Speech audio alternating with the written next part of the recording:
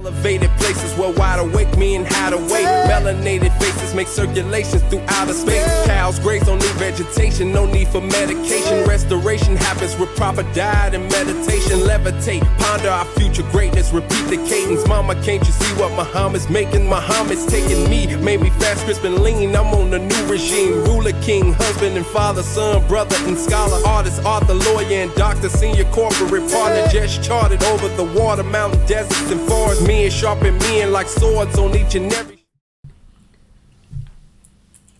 Peace be unto you. I am your God brother, and I thank you for tuning in this evening with me. I just wanted to come on here wishing you all the best, praying for your families, your loved ones, and just excited to have an opportunity one more time to come and bear witness, to share, to give of what I've been blessed to receive. I've been scrolling through my Facebook timeline, and I see a lot of happy birth anniversary posts going on right now, and I'm just thrilled to see so many of my friends and family and those who I may even be loosely associated with celebrating during a time like this such a wonderful day as the day of our birth. And if I had the opportunity, I would come on your post and I would say, happy birth anniversary. I wouldn't say happy birthday. And that's just because I was taught those words. And of course, when I say I was taught, that means that's something that I learned while being in the Nation of Islam. So I learned the terms happy birth anniversary, and not as opposed to happy birthday, but as a different way of looking at that day. Because truly, the day you were born is your birthday. That day happens once in a lifetime. But the anniversary of that day happens every year thereafter. And truly, we're taught as well that on that day, it's not just that we were born, but it is also a way to look at it is the day that our mothers gave birth. So there's a duality to the day that sometimes get lost in the happy birthday. It's my birthday. Well, truly, though, yes, you were born on that day, but it is the day that your and my mothers gave birth. So truly it is her birthday as well. If we would just broaden our thinking a little bit on that. So we're taught on that day is truly our Mother's Day. Though every day is Mother's Day, but the day that she gave birth, that she nearly gave her life to bring our lives into the world. That is a day that she every year should be celebrated. But look at her love. Look at our mother's love for us. It's so great that though she sacrificed giving birth to us, she then sacrifices every year thereafter to celebrate us. Truly, a mother's love is second only to that of God. But that's a day that when we become aware, when we become conscious that we should give in return back to her. We should gift her on that day. We should treat her on that day. We should call her on that day, because truly we did not come into this world on our own. So I come on your post and I say, Happy birth anniversary. For this is truly the anniversary of the day you were born. And so just wanted to share that with you if you've seen me, wish you that. But I do think that we should celebrate the anniversary of the day we were born, because that truly is a holy day. That truly is the most important day, for if that day had not come, then no other day would have any meaning or significance. That also brings me to the point that while I'm scrolling down my timeline, I'm seeing and I'm experiencing right now personally the loss of a loved one, the loss of family, the loss of someone close to us. And initially, I was more reserved as I reflected, as I thought about, the period coming to a soul, a life that had an impact on me and on those that I love. And it I want to say it came to me that maybe I should share some words with those who may be going through what I've experienced. And that made me to understand that everything in life, especially birth and death, they all have a purpose. They all have a meaning. The Holy Quran teaches us that Allah has a term for everything that He has created. And truly, the day we were born is a day we celebrate every year, the anniversary of. But the day that we return to our Creator is a day also that we should celebrate. For that is a glorious day if we really understood. There is one goal in life after being born, and that is to become one with the very source of life, to become one with our Creator. And what a blessing it is if we are aware of that while living and striving toward that while living. But regardless to what we do in life, the end must come. And that end may not come the way we thought it would. We may not have as much control over that as we would like.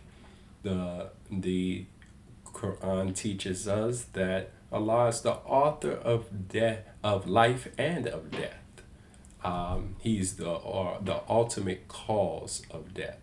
Truly, when Allah is desirous for us to return to Him, there is no staying any longer than the time giving. So I just want to say maybe some of these words that are from the Holy Quran, some of these words may comfort us, but He teaches us not to speak of those who are slain or who are killed in the way of God as dead. They are alive, but we perceive not. That is very critical for us who are living to strive to wrap our mind around. Because we cannot physically see them anymore, and I put that in quotes, we cannot physically see them anymore, we may not think that they have life beyond to experience. And how could we, because we have not gone beyond ourselves to see what that is like? So we truly must cherish the life that we have physically right now. We must give our loved ones flowers while they live, while they can still smell them. And so that we won't have the regret there that keeps us in a saddened state, grieving beyond what is necessary. Because grieving, though it is natural, it should not linger on beyond a certain amount of time.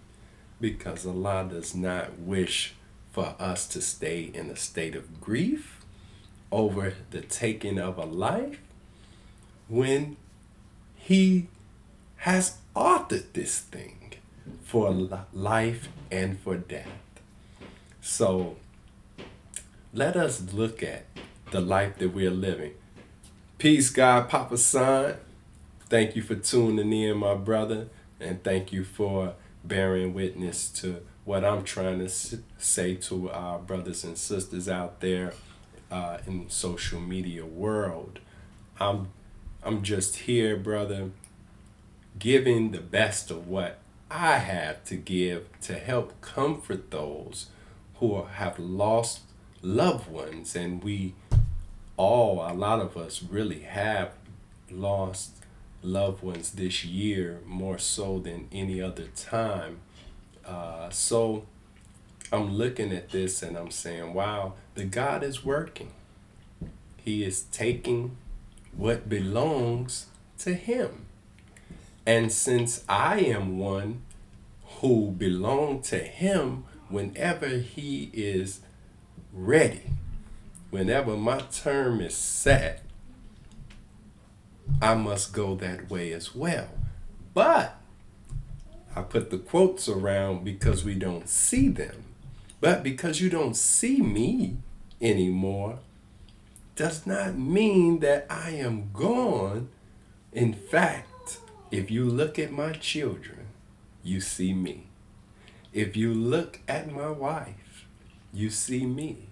If you look at those who love me, who have embraced me, and who have taken sweet memories of me and can share with you stories about me in their lives, there I am, still here. So celebrate me. I want to put that on the record. Let's put that out. Let's celebrate. Let's remember the best of those whom we have lost, because we have gained so much from their presence in life. So this is a time where I'm not saying to, like I said, that shedding a tear is not called for. Absolutely. Absolutely. A tear is absolutely called for when one is sad, when one has lost that physical connection with someone who has been very important to them in their lives. That is absolutely a natural emotion, and it shouldn't be something that you should cover up or restrict yourself from feeling. But after you have shed the tears, think of the good things. Think of the best things of that person. Truly, Allah in the Quran teaches us about His judgment of us. And He said, if we had done an atom's weight of good, He would multiply that good and look at us according to that. So as believers, we're in our striving, trying to put as much good on the plate as possibly can be. My brother Daniel 12, walaikum salam, peace. Thank you for tuning in to your God Brother show. Man, I definitely got to reach out to you and have a conversation with you because I love your insight and your perspective on things. So just sharing with my brothers and sisters about our purpose here in life that goes beyond the grave. It is, we have the non existence of us is before we were born. Like we didn't exist. We hadn't made a stake. We hadn't done a deed yet. We hadn't written our testament yet. But as soon as we are conceived in the womb, from that moment we begin making an impact. Truly, you can, when your child is in the womb and you start to see the movement of the mother's belly, and the child is reacting to conversations and reacting to the touch and different foods that the mother is eating. And I've witnessed this, that child is alive and well and already making an impact on the world even before the world has come to see the child. And then when the child is born into the world, nowadays, as soon as the child is born, everybody taking pictures and they post it up. I've seen people, babies, still with the band on from the hospital, and they're already introduced to the world. The world is already seeing them, and they're saying, "All praises to Allah." They're saying, "Congratulations," and we're so happy to see a new life in this world. But do you know that in that same hospital, or on that same day, and in that same minute, and in that same hour, there is a life that is returning to its creator, returning to its source? And there is tears of joy at the birth, and there's tears of sadness at the death. But they both are a glorious event. They both, one of them starts the sentence, one of them ends the sentence. But when you read the sentence, all that was in between is a story that can live on if we would share the best of what that person has done. Look at their life. Don't look at, even if they departed in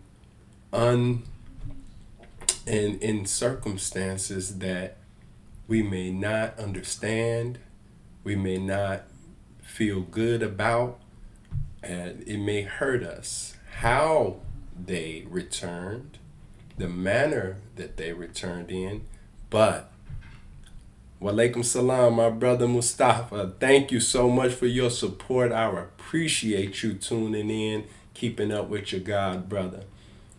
But those are the things that we cannot control all the time. Now, there are sometimes we are allowed by the grace of God to control the way we leave. The Honorable Elijah Muhammad taught us that the gods, the way the original man used to leave was on his own terms. That he would decide that, man, I've seen enough after 4, 5, 6, 700 years. And you know what he would do at a point when he decided that he was ready to return to his creator? He would begin eating 3 meals a day. That's what we're taught by the Honorable Elijah Muhammad. And he's taught us that eating 3 meals a day shortens our lifespan. I'm not here to make you feel bad if you enjoy your breakfast and then you, few hours later, enjoy another meal, a lunch break. And then a few hours after that in the evening, you're hungry again and you want to eat dinner. I used to be the same way, so I understand it. But it is not akin to long life. And you may say, well, I have a great grandmother and I have a so-and-so who lived 90 years, who lived almost 100 years, and they ate 3 meals a day. And I would just tell you that the Bible says that in that time, a baby will die at 100 years. So if we can live for 100 years, I have my introduction to my show, my opening is from a song that I wrote called Heaven the Hereafter. And my verse begins with, I want to live another 200 years. That's the beginning of the bar, the first words of the bar. I want to live another 200 years. Matter of fact, that is the bar. So, why do I say that? Because I was taught that that's a mindset that, with that kind of mindset, I would try to live my life as though I can make it another 200 years. Wouldn't you like to see the world 200 years from now? Well, whether my term is not 200 years, I have done some things in my life thus far that may very well be here in 200 years. So, you got to think that if you want to make this life the only one that we know of, the most, you want to get the most out of it, then you want to celebrate coming into this world, the anniversary of every year to remind us of our birth, and we want to honor the one who actually laid down and went through the pain and suffering of bringing us into the world. And the Bible teaches us that if we do so, we honor our mothers and our fathers, then our days will be extended. So let us celebrate our birth anniversaries. Let us celebrate our mothers, but also let us celebrate the lives that have transitioned, the best of what they have done, the best of the memories that they have created in our lives. Walaikum salam, my brother Kathrel. I'm doing very well. I do appreciate you. I hope you and your family are doing well. Just talking to my brothers and sisters about us having a purpose from our birth to our death and really beyond.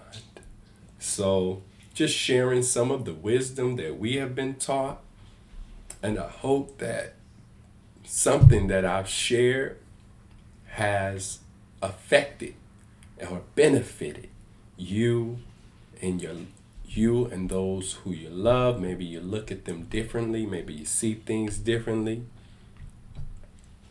Praise be to Allah, brother Kathrel. I'm always glad to hear that. Yeah, so this is your God, brother. Really, that is really as much as I had on my heart at this time to give to you. But I'm grateful in knowing that, there's some people who've responded to me and let me know that something that I've shared has actually done good for them. And I'm grateful anytime I hear that. So I want to keep coming on when I have something specifically to share with you. And believe it or not, I have tremendous amount of things on my mind. Man, brother Kathrel, that's what I'm striving to do. I'm striving to grow, you may want to reinvent yourself. I'm taking a step in life in a different direction than where I was planning to go. But through this pandemic, if you are the type of person that we are, Brother Kathrel and I worked together in the Nation of Islam, or for the Nation of Islam, at the Respect for Life bookstore located, where it was located on 79th Street on the south side of Chicago. And we had such a great great time on a daily basis, to be honest with you. It's the only job that I've had that never felt like a job. It felt so much bigger, so much greater, and meeting brothers like Brother Cothrell I met there, and Brother Timothy Six X, and Brother Henri, and Brother Robert 27X, and I met some beautiful brothers there. We are all right now. Yes, sir, we did. I learned so much from you and in that store. Absolutely. Um, my job was to literally listen to the Honorable Minister Louis Farrakhan's lectures from the opening of the store to the close of the store. I had to put on the certain lectures, but we had to listen to them because that was the product that we were selling. The DVDs and the CDs. And really, when I first got there, we were transitioning from VHSs and cassettes, and we went to DVDs and to CDs, and we had to know the material. Yeah, yes, we would get to go down into the final call, and we would get to choose and pick and find the jewels. Yes, sir. And we would come back so excited, young Muslims, and we want to pop in this lecture and minister in 80 something and a minister in the 90s.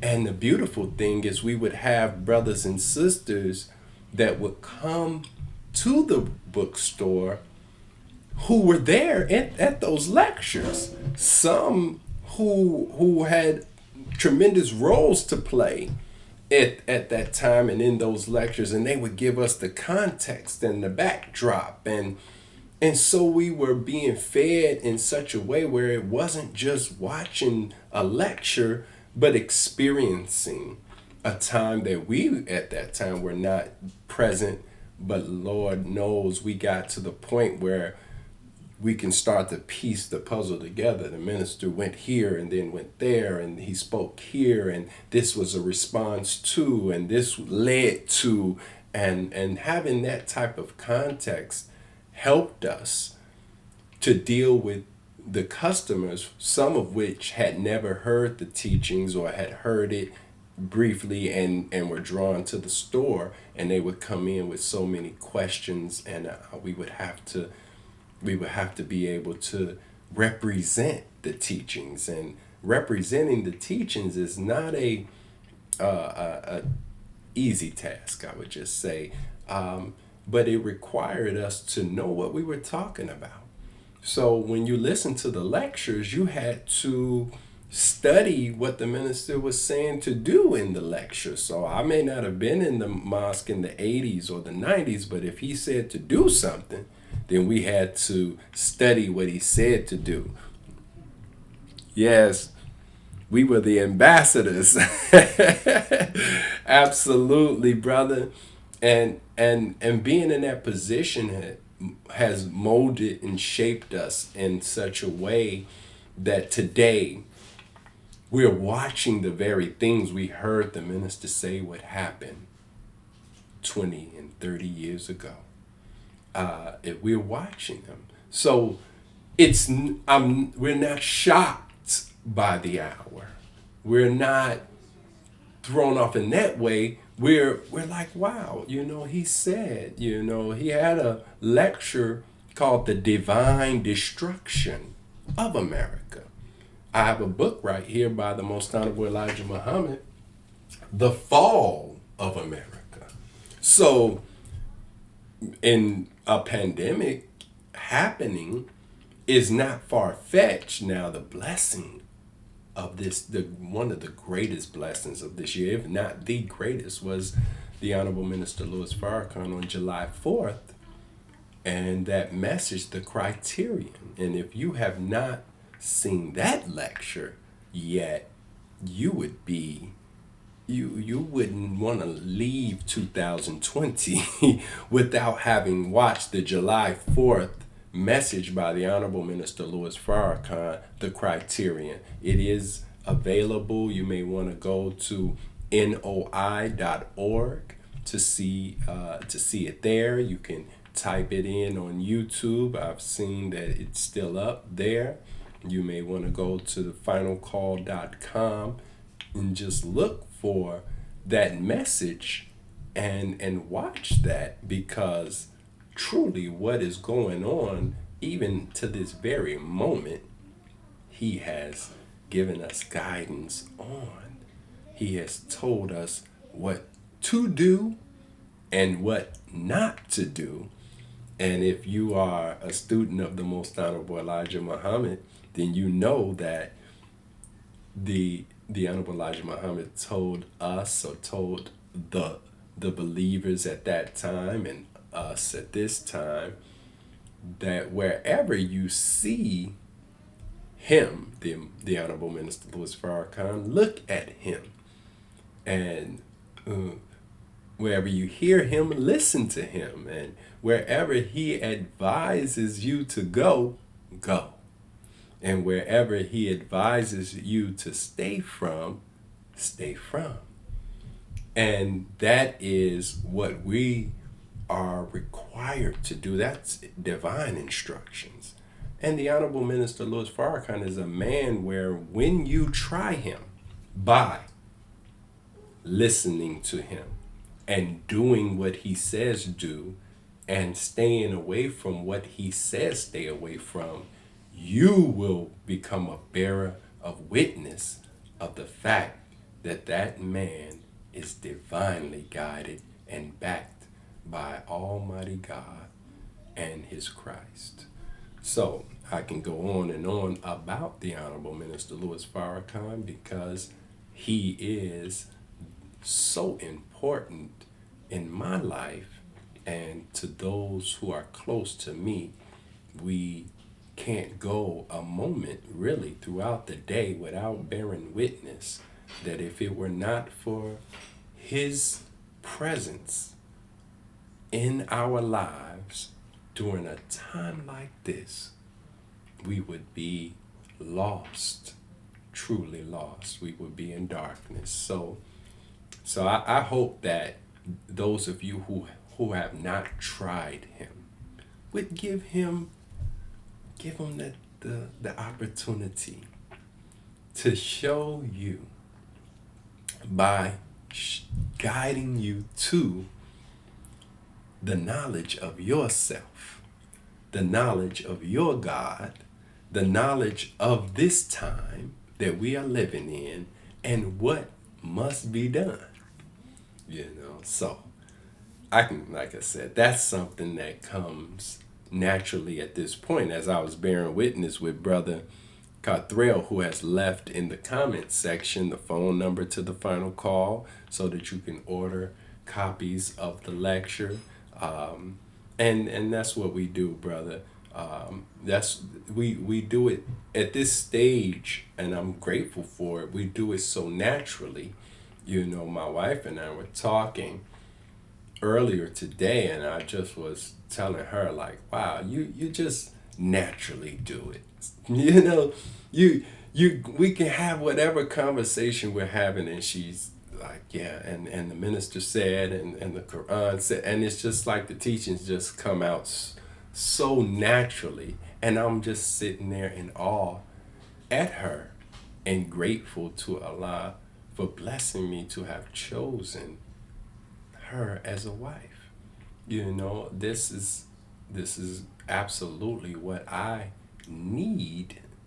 The man that I am, who is constantly trying to find a way to put what I have learned in a way that I can share it and give it back to others. So I've done it in rap form, and I still do. And now I'm doing it. I'm writing right now some materials that may become books, and then I'm also now doing this show, and she's doing a show which is wonderful. So I definitely recommend you check Sister Yavanka Muhammad's show, If My Name Be Lifted Up, where she's dedicating her show entirely to interviewing individuals who bearing witness and giving their testimony to the impact of the Honorable Minister Louis Farrakhan on their lives. You know, I also look up to my big brother and who is mentoring me right now, Brother Willie, Student Minister Willie Muhammad out of New Orleans, Mosque number 46. He has a show. I have a testimony that airs every Sunday live on NNV News. And his show is amazing. It's spectacular. In fact, this Sunday evening, he has Brother Russell Simmons as a guest. This man has Russell Simmons as a guest. That's going to be a tremendous show. So I recommend that you all look Brother Willie Muhammad up, and you get that in your calendar, because you don't want to miss a witness bearing from a brother like Russell Simmons. Absolutely, who has been a long time supporter and calls the Honorable Minister Louis Farrakhan either his spiritual father or his spiritual guide, something to that effect. So it's going to be a tremendous interview. So I definitely recommend that you all do that. That's the Def Jam right there. Yes, sir, Brother Cothrell. Yes, sir, it is. Yes, sir, it is. This is the Def Jam. Uh, um, and so much more, man. This man's impact on hip hop and on our culture, it stands alone. He has a place. He's like the I would, just to give a name, but he's like the, I guess, the Berry Gordy of our day. You know, Def Jam was the modern Motown. You know, so many rap artists and so many great acts would not have been if it were not for the work of our brother Russell Simmons. So, like I said, that's something I'm looking forward to. But it's me drawing what I'm drawing out of the conversation that I'm having with you all about bearing witness to the impact of the Honorable Minister Louis Farrakhan on my life and our lives. And truly, what I share with you, opening up the show, and my main reason for doing a show today, it was after, meditating and reflecting on the Word of God, after hearing some very sad news about a loss of a loved one, and the grieving that those close to me are doing. And like I said, as I scroll through my timeline, I saw a lot of people celebrating their birth anniversaries, and I said, "Wow, if we understood the duality of this thing we call life, and we would start, maybe we can appreciate both events. Maybe we can reflect and give glory to God for both events in our lives." So, once again, Brother Cothrell, thank you rocking with me through this piece, and you actually just talking about you.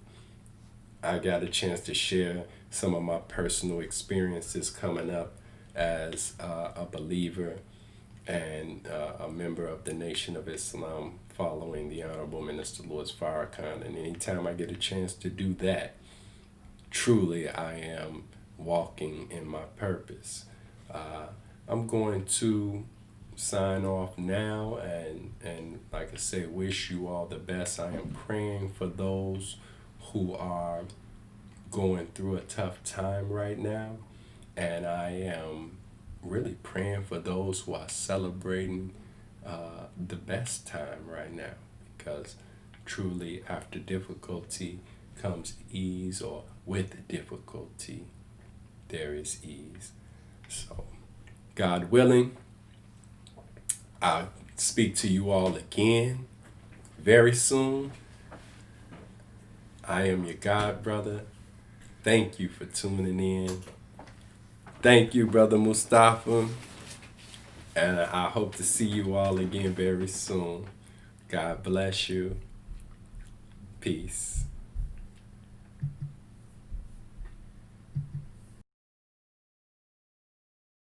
Elevated places where wide awake me and hide away. Melanated faces make circulations through outer space. Cows graze on new vegetation, no need for medication. Restoration happens with proper diet and meditation. Levitate, ponder our future greatness, repeat the cadence. Mama, can't you see what Muhammad's making? Muhammad's taking me, made me fast, crisp and lean. I'm on the new regime. Ruler, king, husband and father, son, brother and scholar, artist, author, lawyer and doctor, senior corporate partner. Just charted over the water, mountain, deserts and forests. Me and sharpen men like swords on each and every